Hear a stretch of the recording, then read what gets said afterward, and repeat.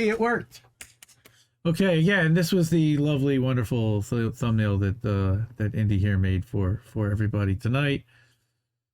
Shout out to Crab every other week for making my thumbnails. He's moving. Anybody has a good place to live, look up at Big Mad Crab in the New York area.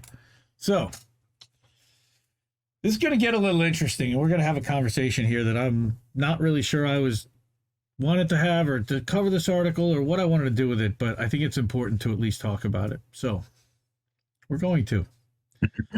My show. Sharon Zhang, Truthout, again, all-star team member, one of the best, one of my favorites, someone who I actually reached out to and thanked personally for like all the great articles that she provides for us to read and to go through, and great insight, like a real lefty.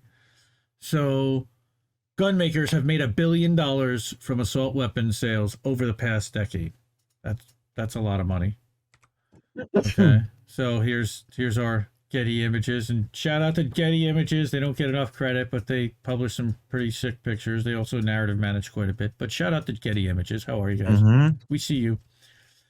Major gun companies that manufacture the weapons behind many mass shootings made over $1 billion in revenue over 10 years, selling hundreds of thousands of assault weapons to the public each year, according to a new report from House investigators released on Wednesday. So this is coming directly from the House Representatives, so that means that there's likely an agenda.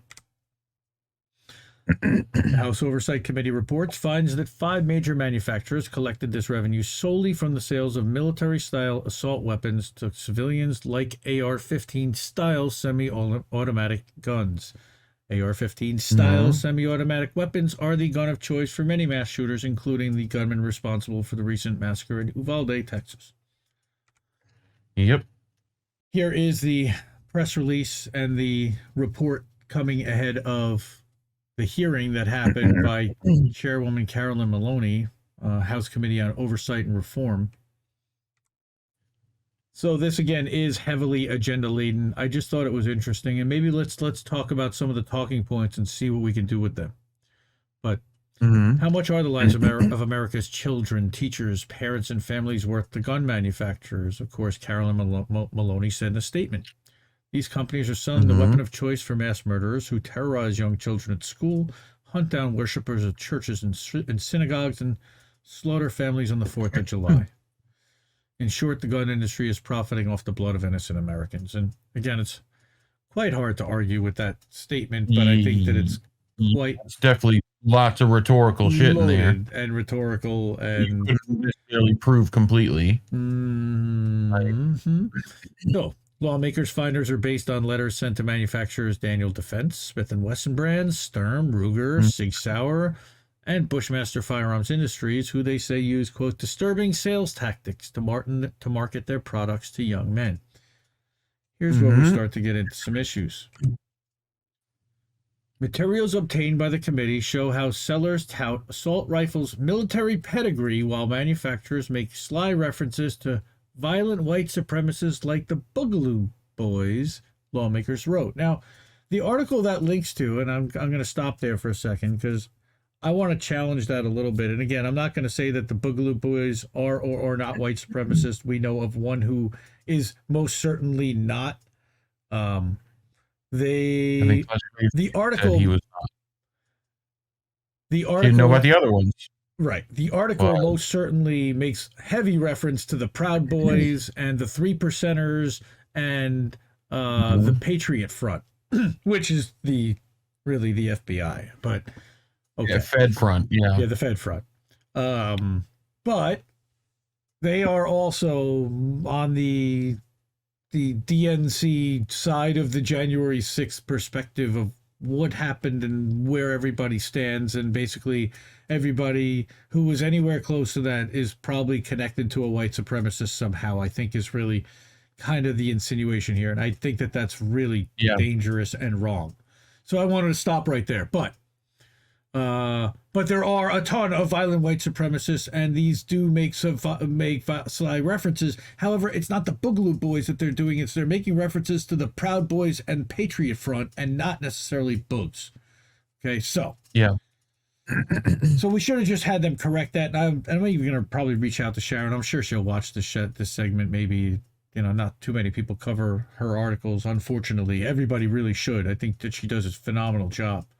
And again, everybody's entitled to disagree with some stuff, but I love that she puts it out there and she's got fact-based stuff. And again, this is really defending a DNC talking point grandstanding, in my opinion, that's trying to do something about a problem that they know that there's nothing they can do anything about in this election cycle, nor are they going to, even if they could.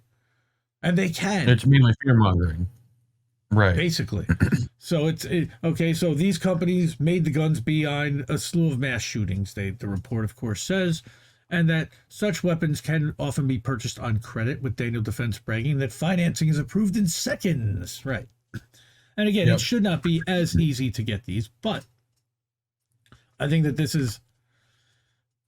Okay, so Daniel Defense, again, whose revenue from AR-15 style weapons tripled from $40 million to $120 million between 2019 and 2021. Basically, since COVID started, and since the 2020 election cycle happened, and there was the possibility that Trump could potentially lose, and a lot of the people that would be buying these weapons started ramping up. They made the rifle that was used to kill the 19 children and 2 teachers at Robb Elementary in Uvalde. Investigators also found that the shooter who carried out the deadliest mass shooting in modern history, the 2017 shooting in Las Vegas at the concert, had 4 Daniel Defense manufactured guns in his collection. Yep. Smith & Wesson, which was the largest manufacturer of rifles in the U.S. in 2020, sold the assault weapons used in the mass shootings in Highland Park, Illinois, earlier this month. The 2018 massacre at Marjorie Stoneman Douglas High School in Parkland, Florida, and the 2015 shooting at a social services center in San Bernardino, California. The company more than doubled its revenue from all long guns, including AR-15 style rifles, between 2019 and 2020, from $108 million to $253 million. And I would say that the majority of that revenue increase is coming from U.S. sales. Would you agree with me, sir? Probably, yeah. There's definitely some outside of it, but... Sure. But I would say the majority of it. Now, Sig Sauer, which did not disclose its revenue, sold the assault weapon, which was used at the Pulse nightclub in 2016. Florida. Nation's second deadliest shooting in modern history.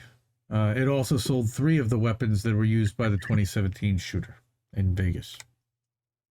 Sturm Ruger and Company. Yeah. Largest rifle maker in the U.S. Go ahead. Well, I think it definitely focuses on AR-15 style stuff here, but the inner gun nut in my head is going like, yeah, it's a common platform because the military used it forever, so it's like a Jeep. Everyone knows how to like fix one because it's like basic and everyone worked on it forever. So it's like that's why people use ARs. Yeah, is because they have the most aftermarket stuff. They have the easiest things to fix them with. Like, you know. Make your own, like, apparently. You can make your own stuff. Yeah. Yep. Like, you make your lower and your upper. Like, and these companies all kind of, like, make very similar parts and stuff and put them together as a kit, like with Daniel Defense, right? You buy a whole platform, Yep. You still got to put a $600 optic and, lights and all that stuff on it, but you can do it on credit, apparently. So, Sturm Ruger, the largest rifle maker in the U.S., made the AR-15 style rifle and pistols that were used in mass shootings at a supermarket in Boulder in 2021, at a church in Sutherland Springs, Texas in 2017, which was the deadliest shooting in Texas at the time.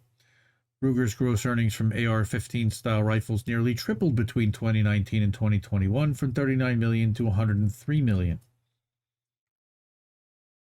We always say follow the money, and there's a reason why.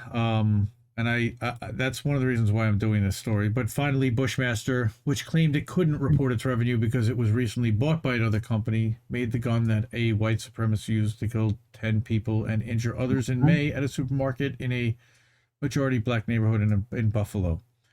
A Bushmaster assault weapon was also used in the mass shooting in Newtown, in Sandy Hook, which is the deadliest school shooting in U.S. history. I also feel like they're not focusing much on like handgun stuff. Well, in Here this either. case, no, they're specifically focused on the makers of the AR-15 style. The AR-15 style assault weapons, which over the past decade has generated $1 billion of revenue. Kill more people. I don't know if you're okay. Are we gonna get DMCA'd on somewhere? Okay. Yep. How would that be a DMCA, sir? I don't know. I don't know if you're allowed to even do that, but okay, that's cool. Yeah, but it wouldn't be a DMCA. Right. The manufacturers, anyway, all say that they have no way to collect and report safety data, including deaths or injuries related to their products, of course. Bushmaster went so far as to say it was, quote, aware of no such deaths or injuries due to its recent acquisition by another brand. Right. Really? These spikes in revenues following long-standing... What? Their PR team not doing well there. Yeah. That's like, again, that's literally like Texaco or Shell, who is right now who was fighting Donziger for years, saying, well, because we bought Texaco, well, technically we're not responsible for it. Well, actually, no. Once you acquire them, you acquire all of their debts and all their receipts too. So again, these spikes in revenues follow long-standing trends following the gun sales peak following civil unrest, elections, and mass shootings. Gun manufacturers not only acknowledge these patterns, but also market them as sales opportunities to investors, the report says. Whoa. Right. The report was released before an oversight committee hearing on the role of gun manufacturers in gun violence in the U.S., one of a series of hearings by the group to investigate the gun violence epidemic. We need to do something. We absolutely need to do something. I don't know what the answer is. I don't. And I don't think anybody does either. Poverty and mental health. That would go a long way. That would go a long way, yes, but that would take a while.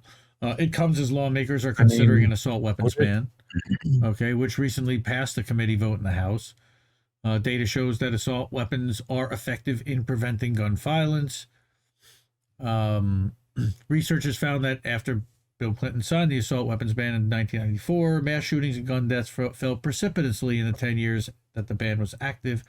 But thanks to George W. Bush and the clowns that were there then, after they allowed it to end in 2004, mass shootings and gun deaths both roughly doubled. How about that? So, this definitely had an angle and a bias to it, for sure. And again, we want to be aware of the biases that are out there and what people are talking about. And they're making a ton of money off this and marketing to a certain demographic of young white males primarily, I would say, are the bulk of buyers of these weapons, at least in the United States, because they're being marketed to them in the MAGA crowd. Women too, but not nearly as much, because it's a testosterone laden thing, really. They play into balls over brains, I would call it, all day long. And they get these guys all, propagandized through movies and video games in a way, and again, I'm not like one of these video games are influencing our children, and that's not what I'm talking about. But they start handling these type of things in the games. It becomes more familiar, and when they actually do handle it, it becomes smoother.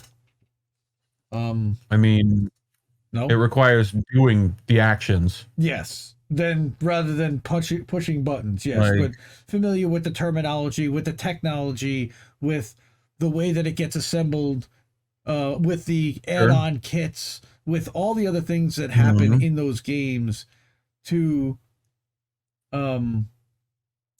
what's the word I'm looking for? To make it cool to kids. More familiar. Not just more familiar, but to give it a factor of of you've got to Yeah, have this they've always because it's kind of been cool. doing that. I mean, they went back. You can go back to the 50s and 60s where they're, little cowboy guns and all that stuff. Like they've been doing it for a minute. You know. Yep.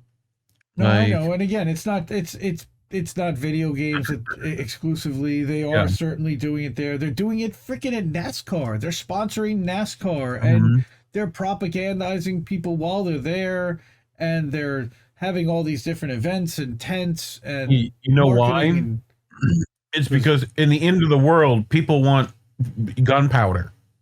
Like, like they're worried about what comes after. Like a lot of people who are purchasing right now. I mean, that's gun purchases go way up when like other gun violence is happening, because people think the only way to deal with them is with another one. So weirdly enough. And if you mention, God forbid you mention a ban, because then everyone goes and buys them.